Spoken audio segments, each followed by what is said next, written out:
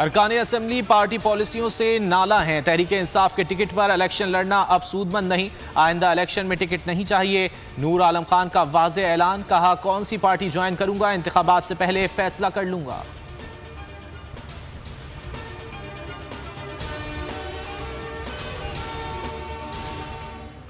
वज़ीर आज़म के साबिक मामले खुसूसी नदीम अफजल चंद फिर जियाले बन गए। बिलावल भुट्टो कुछ देर में रिहाइशगाह पहुंचेंगे। नदीम अफजल पीपल्स पार्टी में शमूलियत का ऐलान करेंगे। पीपी चेयरमैन नासिर बाग में जियालों का लहू गरमाएंगे। कहते हैं जब में गफीर देखकर कठपुतली और वुज़रा के हाथ पांव फूल गए, शुक्रिया पतों की।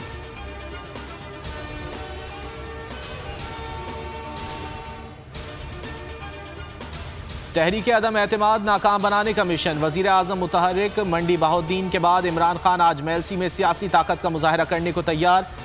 कच्छी हाउस जलसे से खिताब करेंगे। तैयारियां मुकम्मल, हज़ारों कुर्सियां लगा दी गई। सिक्योरिटी के फुल प्रूफ इंतजाम। वज़ीर आज़म अहम सियासी मुलाकातें भी करेंगे।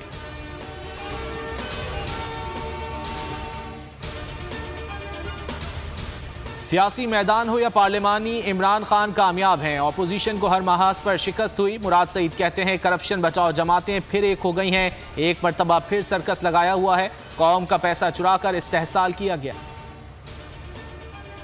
पीटीआई का सिंध हुकूक मार्च आज हैदराबाद से कराची के लिए रवाना होगा। शाह महमूद कुरैशी कहते हैं सिंध के साथ राब्ता मुहिम बरकरार रहेगी। सूबे के लोग पीपल्स पार्टी के इक़्तिदार से थक चुके हैं।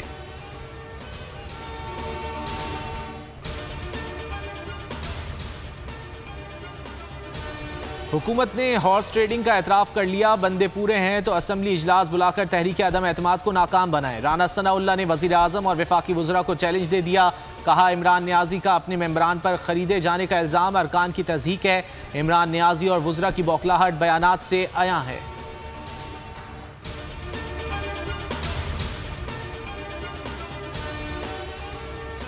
पाकिस्तान इस साल FATF की ग्रे लिस्ट से निकल जाएगा। शौकत तरीन कहते हैं इंसदाद मनी लॉन्ड्रिंग के लिए पाकिस्तान की कारकर्दगी बहुत बेहतर है। 27 में से 26 अहदाफ पर ग्रे लिस्ट में रखना बिला जवाज़ है।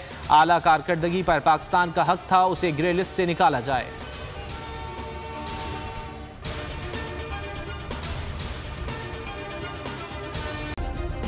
सब्सक्राइब करें और बेल दबाएं ताकि कोई खबर रह न जाए।